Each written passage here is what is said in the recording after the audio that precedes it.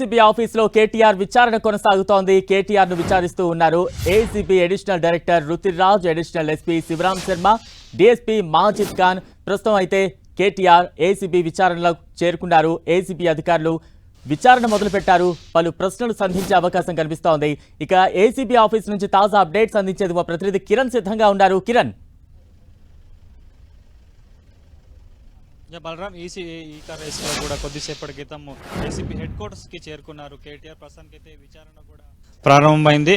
ఇద్దరు additional director ఇద్దరు కూడా కేటీఆర్ ను ప్రశ్నిస్తున్నట్టుగా తెలిసింది. ప్రస్తుతానికైతే ఈ కేసుకు సంబంధించి కూడా అనేక ఆరోపణల నేపథ్యంలో కూడా పదుల సంఖ్యలో ఇటు ఏసీపీ అధికారులు ఈ కేసుకు సంబంధించి కూడా విచారణ చేయబోతున్నారు. ఇప్పటికే 49 కోట్లకు సంబంధించి కూడా ఎలాంటి అనుమతులు లేకుండా దీనికి సంబంధించి కూడా దారి మళ్లించారన్న ప్రధాన ఆరోపణల నేపథ్యానికి సంబంధించి కూడా పలు ప్రశ్నలు సంధించబోతున్నారు. ఇప్పటికే ప్రాథమికంగా ఈ కేసుకు సంబంధించి దానకిషోర్ ఇచ్చిన స్టేట్మెంట్ పూర్తిగా రికార్డ్ చేశారు. ఈ కేసుకు సంబంధించి అనేక సంబంధించిన వివరాలను కూడా ఏసీబీ అధికారులు ఇప్పటికే సేకరించిన నేపథ్యంలో ఈ నెల 7న ఆయన విచారణకు హాజరు కావాల్సి ఉంది. కానీ న్యాయవాదిని అనుమతించకపోవడంతో ఆయన ఏసీబీ ఆఫీస్ వద్దకు వచ్చి కూడా వినతి విన్న పరిస్థితి కనిపిస్తుంది. నిన్న హైకోర్టుకు వెళ్లారు. ఇటు ఏసీబీ విచారణకు సంబంధించి కూడా తనతో పాటు న్యాయవాదిని అనుమతించారంటూ కూడా కోర్టులో సంబంధించి కూడా సుదీర్ఘ వాదనలు కొనసాగుతున్న నేపథ్యంలో ఒక న్యాయవాదిని అనుమతించి ఉంటుంది. కానీ ఆ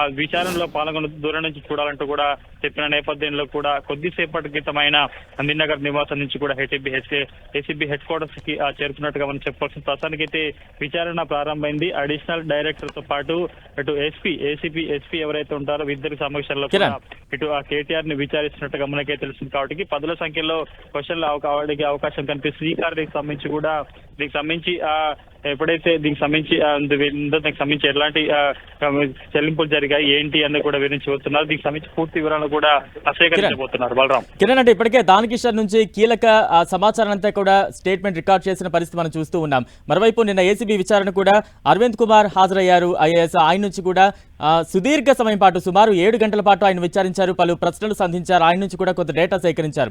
వీటన్నిటినీ కూడా బేరేజ్ వేసుకుంటూ ఈరోజు కేటీఆర్ కు ఎన్ని ప్రశ్నలు, ఎటువంటి కీలక సమాచారాన్ని రాబట్టే అవకాశం ఉంది? ఖచ్చితంగా నిన్న ఎందుకంటే చాలా సుదీర్ఘంగా అరవింద్ కుమార్ ను ఏసీబీ ఉన్నతాధికారులు విచారణ చేశారు. ఈ కార్యక్రమం సంబంధించి కూడా ఒప్పందం ఎలా జరిగింది, దీనికి సంబంధించి ఏ విధంగా సంబంధించిన చెల్లింపులు జరిగాయి, దీనికి సంబంధించి 49 కోట్లకు సంబంధించిన వ్యవహారానికి సంబంధించి కావచ్చు, దీనికి చెల్లింపులు ఏ విధంగా జరిగాయంటే కూడా పూర్తి వివరాలు సేకరించడం జరిగింది. అప్పుడు 2024కు సంబంధించిన ఈ కార్యక్రమం సంబంధించి కూడా అప్పుడు కేబినెట్ అనుమతి లేకుండా ఒక మంత్రి చెప్తే ఏ విధంగా మీరు దీనికి సంబంధించి నిధుల మళ్లింపు చేశారన్న కొండల్లో కూడా పూర్తి స్థాయి, ఎందుకంటే అప్పుడు హెచ్ఎండిఏ కమిషనర్ గా ఆయన ఉన్నారు. దీనికి సంబంధించి పూర్తి స్థాయిలో కూడా వివరాలను కూడా సేకరించింది. సుమారుగా 7 గంటల పాటు ఇటు అరవింద్ కుమార్ సంబంధించి కూడా చాలా వివరాలను సేకరించారు. కాబట్టి ఆయన ఇచ్చిన స్టేట్మెంట్ ఆధారం కూడా కేటీఆర్ ని పదుల సంఖ్యలో క్వశ్చన్లు అడిగే అవకాశం కనిపిస్తుంది. ప్రస్తుతానికి అయితే అడిషనల్ డైరెక్టర్ అటు ఎస్పీ సమక్షంలో కూడా కేటీఆర్ విచారణ జరగబోతుంది. కేవలం దూరం నుంచి మాత్రమే కేటీఆర్ తరఫున న్యాయవాది మాత్రమే విచారణ సంబంధించి కూడా కేవలం పర్యవేక్షణ చేయాల్సి ఉంటుంది. కాబట్టి ప్రస్తుతానికి అయితే చాలా అంశాలకు సంబంధించి, ఎందుకంటే రాజకీయంగా పెనుదుంబారు రేపిన ఈ కేసుకు సంబంధించి కూడా అనేక కోణాల్లో దర్యాప్తు చేయాల్సి ఉంటుంది. దీనికి సంబంధించి కూడా తాను ఖచ్చితంగా న్యాయస్థానానికి అధికారులకి సహకరిస్తానంటూ కూడా గతంలో చెప్పడం జరిగింది. కొద్దిసేపటి క్రితం ఆయన ఏసీబీ హెడ్ క్వార్టర్స్ చేరుకునే ముందు కూడా పూర్తిగా న్యాయానికి సంబంధించి కావచ్చు, వ్యవస్థలకు సంబంధించి కావచ్చు, ఏం జరుగుతుంది ఏంటన్న వివరాలు కూడా చెప్పారు. కాబట్టి ప్రస్తుతానికైతే ఇద్దరు ఉన్నతాధికారుల సమక్షంలో కూడా కేటీఆర్ విచారణ కొనసాగుతున్నట్టుగా తెలుస్తుంది. బలరాం, కిరణ్, ఇప్పటికే కేటీఆర్ ఏసీబీ కార్యాలయానికి చేరుకున్నారు. సుమారు 20 నిమిషాల పైనే అయింది. ఇప్పటికే విచారణ కూడా స్టార్ట్ అయిపోతుంది. ఎంతసేపు, అంటే ఎంతవరకు ఈ విచారణ కొనసాగే ఛాన్సెస్ ఉన్నాయంటారు? ఖచ్చితంగా, ఎందుకంటే నిన్న చాలా సుదీర్ఘంగా అరవింద్ కుమార్ ని అధికారులు కొంత దీంతో విచారణ చేశారు. కాబట్టి ఈ రోజు నేరుగా ఈ కేసులో A1 గా కేటీఆర్ ఉన్నారు. కాబట్టి ఆయన్ని ఎంతసేపు విచారణ చేసే అవకాశం కనిపిస్తుంది, ఎన్ని ప్రశ్నలను సంధించే అవకాశం కనిపిస్తుంది, ఈ కేసుకు సంబంధించి కావచ్చు, ఈ కార్యకు సంబంధించిన పూర్తి వివరాలకు సంబంధించి కూడా మీరు ఒక ఆఫీసర్ కి ఎలాంటి కేబినెట్ అనుమతి లేకుండా కూడా సంబంధించి అన్ని కోట్ల రూపాయలకు సంబంధించిన అంటే వాళ్ళకి డిపాజిట్ చేసేందుకు ఎలాంటి అనుమతి ఇచ్చారు, దీనికి సంబంధించి కేబినెట్ అనుమతి చేరుకున్నారా, దీనికి సంబంధించి ప్రభుత్వం సంబంధించి ఎలాంటి డైరెక్షన్ ఉంది ఏంటి పూర్తి వివరాలను కూడా తెలుసుకునే అవకాశం అయితే కనిపిస్తుంది. సుమారుగా నందిన్ నగర్ నుంచి కూడా ఆయన 20 నిమిషాల క్రితమే ఏటీబీ హెడ్ క్వార్టర్స్ కి చేరుకున్నారు కాబట్టి ఎంతసేపు కేటీఆర్ ని విచారించే అవకాశం ఉంటుంది ఏంటన్నది కూడా ప్రస్తుతానికి చూడాలి. పదుల సంఖ్యలో కూడా కేటీఆర్ ని క్వశ్చన్ చేసేందుకు వివిధ కోణాల్లో కూడా దర్యాప్తు చేసేందుకు ఇప్పటికే ఏసీబీ టీం పలుమార్లు దీనికి సంబంధించి కూడా కసరత్తు చేసింది కాబట్టి ఇద్దరు అడిషనల్ డైరెక్టర్ పాటు ఎస్పీ సమక్షంలో కూడా కేటీఆర్ ని అనేక కోణాల్లో అనేక సంబంధించి కూడా పూర్తి వివరాలు సేకరించే అవకాశం కనిపిస్తుంది కాబట్టి కొద్దిసేపటికి, ఎందుకంటే ఇక్కడికి చేరుకుని సుమారుగా 20 నిమిషాలు అవుతుంది, మరొక 5 నిమిషాల క్రితమే విచారణ ప్రారంభమైంది కాబట్టి సుమారుగా ఎంతసేపు విచారణ జరుగుతుంది, ఎలాంటి క్వశ్చన్లు సంధించబోతున్నా కూడా మనకైతే కొంత సమాచారం రావాల్సి ఉంటుంది. మనం చూసాం 2 రోజుల క్రితమే కేటీఆర్ ఏసీబీ కార్యాలయానికి చేరుకున్నారు. అయితే న్యాయవాదులతో తనకు అనుమతి ఇవ్వాలంటూ కూడా ఆయన అక్కడ పట్టుబట్టారు. ఏసీబీ అధికారులు ఒప్పుకోకపోవడంతో వెనుక తిరిగిన సందర్భాన్ని మనం చూస్తున్నాం. మరోవైపు లంచ్ మోషన్ ద్వారా హైకోర్టు నుంచి అప్రూవల్ తెచ్చుకున్నారు. ఈ రోజు న్యాయవాది సమక్షంలో విచారణ సాగుతోంది. న్యాయవాది పాత్ర ఈ రోజు ఏ రకంగా ఉండబోతోంది విచారణకు సంబంధించి?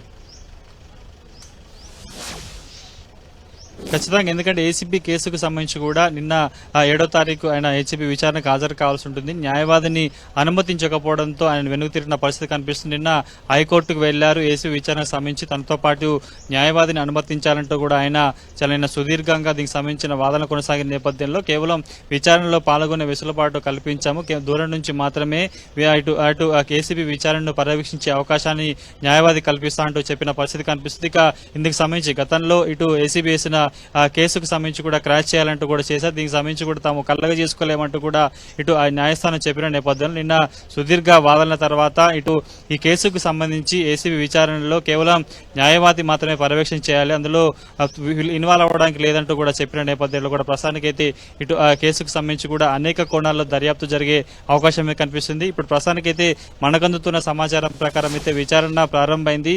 ఈ రేసుకి సంబంధించి కూడా ఎన్ని దఫాలుగా ఎన్ని విడతలుగా చెల్లింపులు చేశారు, లాస్ట్కి చివరికి 48 కోట్లకు సంబంధించిన వ్యవహారానికి సంబంధించి కూడా ఎలాంటి నిబంధనలు పాటించకుండా ఆర్బీఐ గైడ్ లైన్స్ సంబంధించి కూడా పాటించకుండా ఎలాంటి నిధులు చెల్లించారు, దీనికి సంబంధించి కూడా హెచ్ఎండిఏకి 8 కోట్లకు సంబంధించి కూడా కొంత అదనపు భారం పడింది కాబట్టి వ్యవహారానికి సంబంధించి ఎవరు పర్యవేక్షించారు ఏంటని తెలుసుకునే ప్రయత్నం కూడా చేయబోతున్నారు. ఇక వీటితో పాటు కొంత నిధుల దారి మళ్లింపు జరిగిందంటూ కూడా అనేక ఆరోపణల నేపథ్యంలో కూడా పదుల సంఖ్యలో ఇటు కేటీఆర్ ని ఇద్దరు ఉన్నతాధికారులు ప్రశ్నించే అవకాశం అయితే కనిపిస్తుంది. బలరాం, కిరణ్, ప్రస్తుతం ఏసీబీ కార్యాలయానికి కేటీఆర్ తో పాటు ఎంతమందిని అలౌ చేశారు? మరోవైపు ఏసీబీ పరిసర ప్రాంతాల్లో ఎటువంటి ఆంక్షలు కొనసాగుతూ ఉన్నాయి? నేరుగా నందిన్ నగర్ నుంచి వచ్చేటప్పుడు కేవలం ఏసీబీ హెడ్ క్వార్టర్స్ కి ఒక వాహనాన్ని మాత్రమే అనుమతించారు. ప్రస్తుతం విజువల్స్ లో చూసుకోవచ్చు, ఏసీబీ హెడ్ క్వార్టర్స్ బయట కేవలం ఆ పర్మిషన్ ఇచ్చిన వాహనాలను మాత్రమే లోపల అనుమతించారు. నందిన్ హౌస్ నివాస్ నుంచి కేవలం ఆయన ఒక వాహనంలో లోపలికి వచ్చారు. తర్వాత ఏసీబీ హెడ్ క్వార్టర్స్ లో ముందుగా ఎక్కడైతే ఆ గేట్ ఉందో గేట్ నుంచి కూడా కేవలం ఆయన ఒకటి వాహనాన్ని మాత్రమే లోపలికి అనుమతించారు.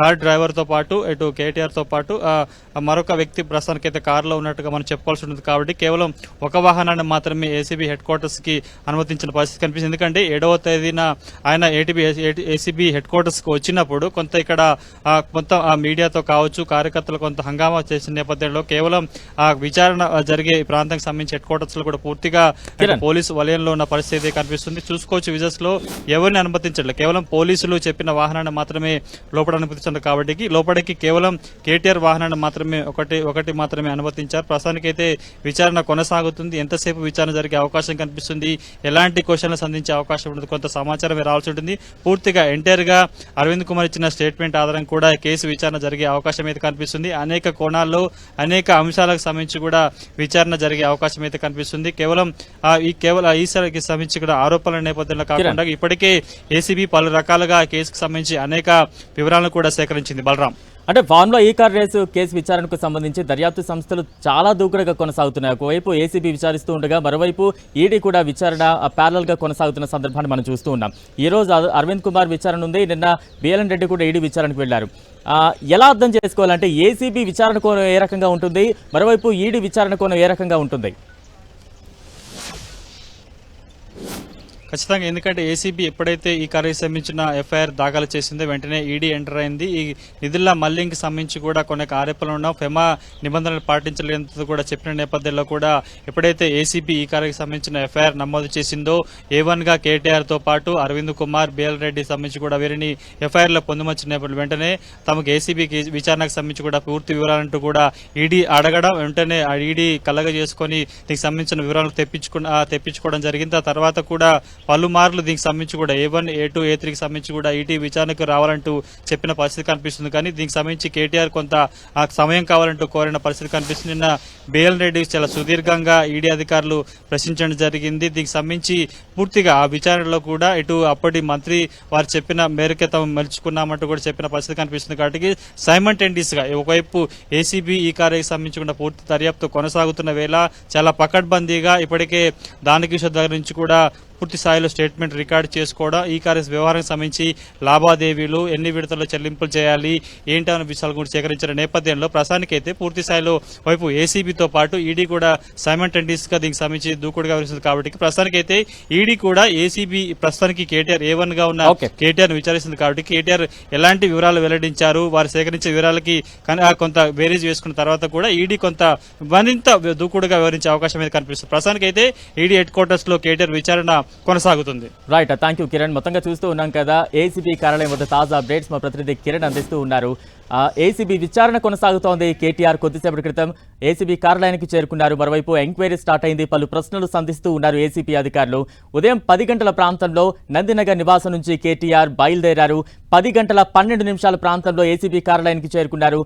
కేటీఆర్తో పాటు సుమారు 5గురికి పర్మిషన్ లోపలికి ఇచ్చారు. కేటీఆర్ పిఏ, అలాగే డ్రైవర్, గన్మాన్, అలాగే న్యాయవాది కూడా ఏసీబీ కార్యాలయానికి లోపలికి వెళ్లారు. ప్రస్తుతం అయితే విచారణ కొనసాగుతోంది. 3 అధికారుల బృందం కేటీఆర్ ను పలు ప్రశ్నలు సంధిస్తూ ఉన్న సందర్భాన్ని అయితే మనం చూస్తూ ఉన్నాం.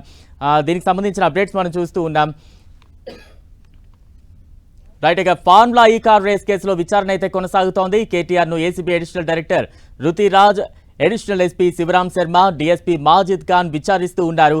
ఫార్ములా ఈ కార్ రేస్ కు సంబంధించి కేటీఆర్ నుంచి ఏసీబీ కీలక విషయాలు రాబడుతున్నట్టుగా తెలుస్తోంది.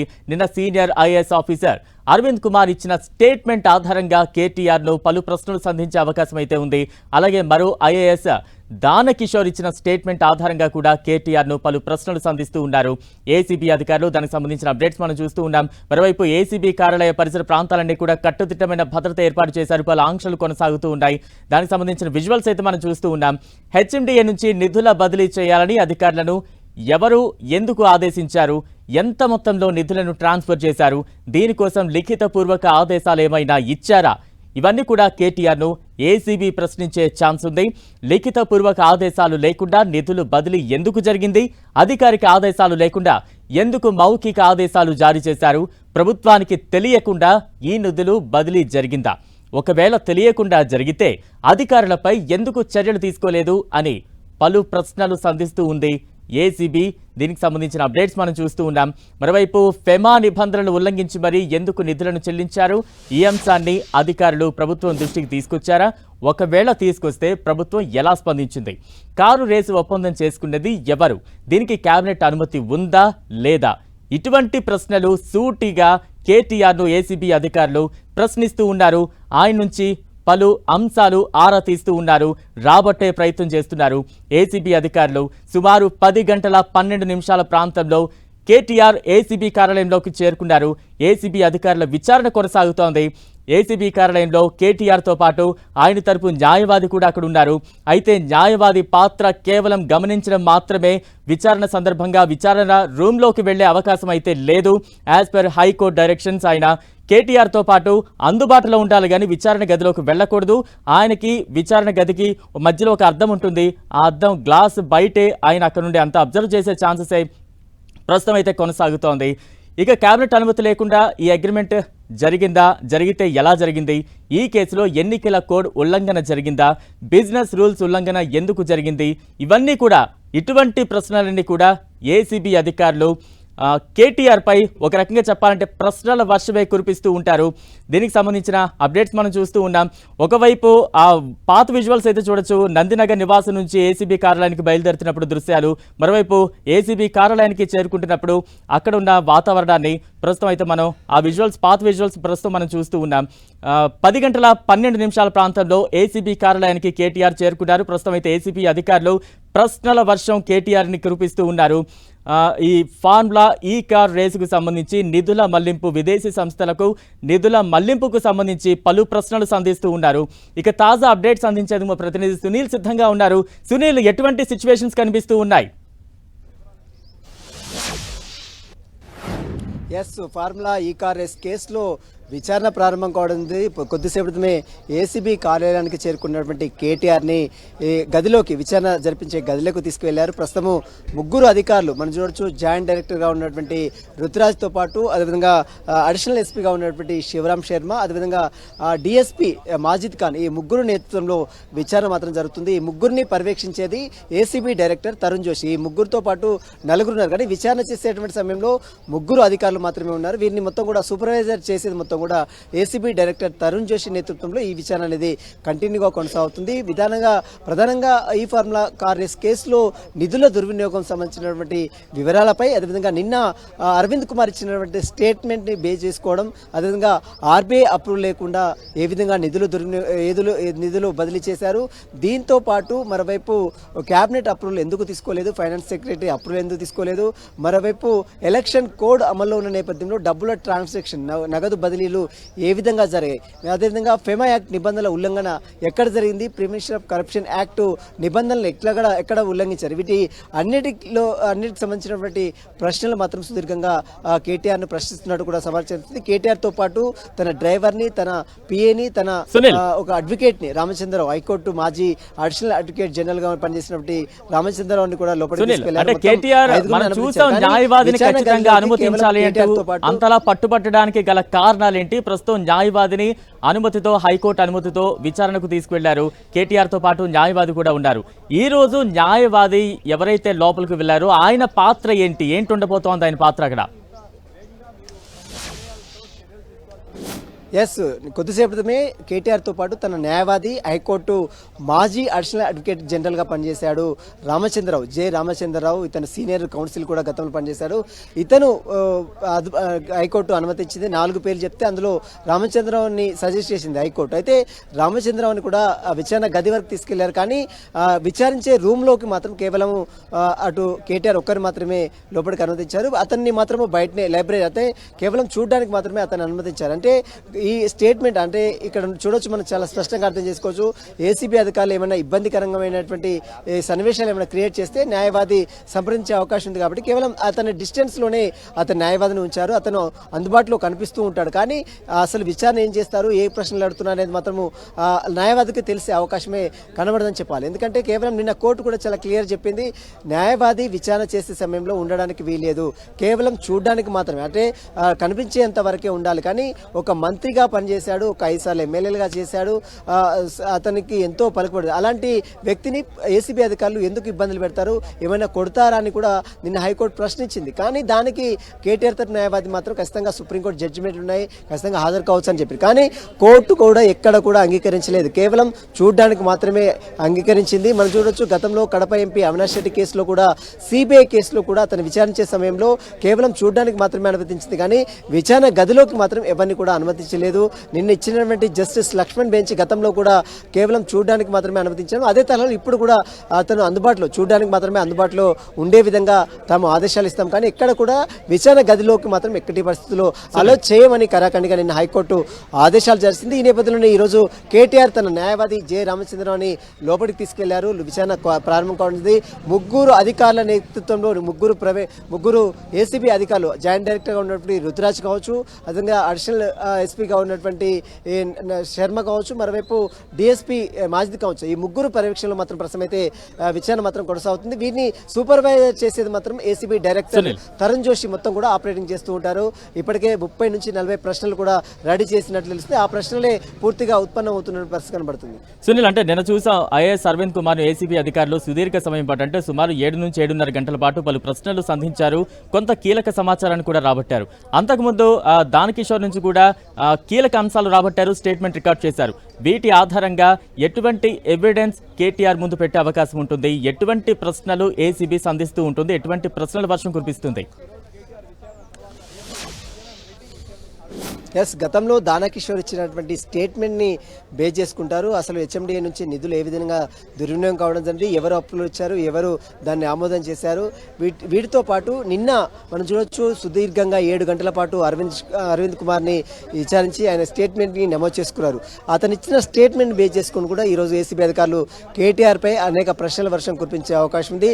వీటితో పాటు ఫెమా యాక్ట్ నిబంధనలు ఈడీ కూడా ఇప్పటికే దర్యాప్తు చేస్తుంది. ఫెమా యాక్ట్ నిబంధనల ఉల్లంఘన పైన ఫారెన్ ఎక్స్చేంజ్ మేనేజ్మెంట్ యాక్ట్ నిబంధనల ఉల్లంఘన ఏ విధంగా చేశారు, మరోవైపు ప్రివెన్షన్ ఆఫ్ కరప్షన్ యాక్ట్ అనేది ఏసీబీ పరిధిలోకి వస్తుంది, ఈడీ అనేది ఫెమా యాక్ట్ నిబంధనల పరిధిలోకి వస్తుంది. కాబట్టి అది కరప్షన్ యాక్ట్ ఏ విధంగా జరిగింది, వీటికి సంబంధించిన అన్ని ప్రశ్నలు కూడా ఏసీబీ అధికారులు కేటీఆర్ని ప్రశ్నించే అవకాశం ఉంది. ముగ్గురు అధికారుల పర్యవేక్షణలో మాత్రం ఇంకా ప్రస్తుతం అయితే విచారణ ప్రారంభం కావడం జరిగింది. రుతురాజ్తో పాటు శివరాం శర్మ, అదేవిధంగా మాజిద్ ఖాన్, ఈ ముగ్గురు పర్యవేక్షణలో మాత్రం విచారణ కొనసాగుతుంది.